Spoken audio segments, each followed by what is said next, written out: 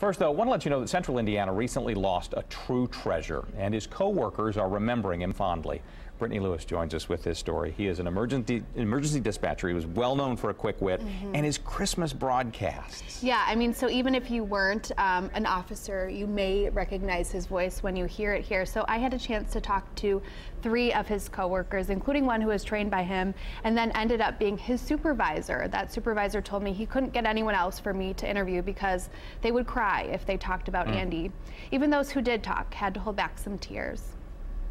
Charles 574 disturbance. The voices of the men and women in this room. They are the life link for an officer on the street. Disturbance at the McDonald's. The voice on the radio you have been listening to.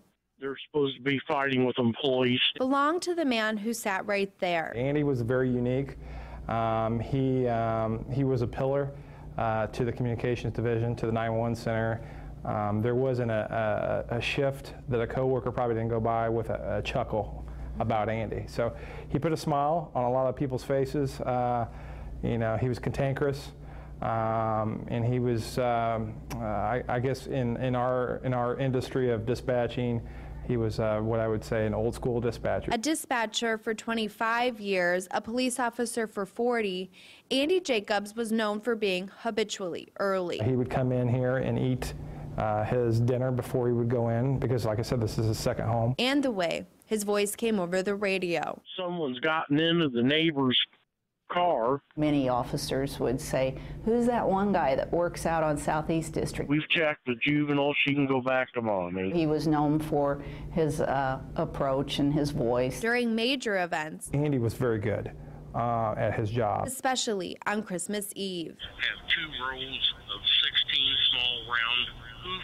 print-like marks, possibly made by 8 tiny reindeer. For years, Andy was a very famous voice of the sheriff's office for talking about Santa Claus on the radio, and he would embellish it. The vehicle is described as a red vehicle piloted by a obese male. I would say this year he did it probably better than any other year. He shined in that night. This photo was taken that night. Andy in the middle, 2 coworkers holding signed pictures of him in a Santa hat, not knowing it would be their last shift together. The man who was habitually early for work didn't show Christmas Day. His direct supervisors here notified me. They called me. She was very upset, and she said Andy hasn't showed for work. And so we immediately sent police officers to his house, and he had died. A heart attack. It's a 1,000-mile stare where you realize it sits in your mind that, hey, you know, we've just lost a pillar to the 911 center, and he's never coming back. A voice, a man who dedicated his life to public safety, missing from this room. He left a part in my heart that will always be with me until I pass away, you know. So, you know, I'm sure the roughly 150 dispatchers here can say the same thing. Now, Andy's coworkers told me that he did have some health issues prior to his death, specifically diabetes, so he had to have his leg amputated. And they told me in true Andy fashion, he had a scooter and he put lights and sirens on it. Naturally. Yeah, exactly. Okay, so it's great when you can hear a story from coworkers who love him so much. How about family members? You get a chance to talk to them? Yeah, so he was widowed and he didn't have any kids, but I did get in touch with his sister by email, and she told me some pretty cool things about him. He loved model cars, constructing them and airplanes, and she said he was a master mason.